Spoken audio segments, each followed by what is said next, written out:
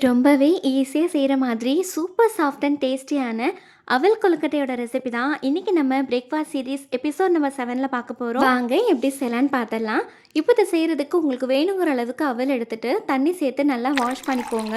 இப்போ அதில் இருக்க தண்ணியெல்லாம் நல்லா வடிச்சிட்டு அவல் அளவுக்கு தண்ணி சேர்த்துட்டு நல்லா ஊற வச்சு எடுத்துக்கோங்க. ஒரு 5 மினிட்ஸில் நல்லா ஊறிடும். இப்போ பேனில் ஆயில் சேர்த்துட்டு ஒரு ஸ்பூன் அளவுக்கு சீரகம் சேர்த்து பொரிஞ்சதுமே பொடியை கட் பண்ணி வச்சிருக்கிற வெங்காயம் பச்சை மிளகாய் சேர்த்துட்டு தேவையான அளவு உப்பும் 2லேருந்து 3 டேபிள் ஸ்பூன் அளவுக்கு துருவின தேங்காயும் சேர்த்துட்டு நல்லா மிக்ஸ் பண்ணி விட்டுட்டு நம்ம ஊற வச்சுருந்த அவலையும் இதில் சேர்த்துக்கோங்க.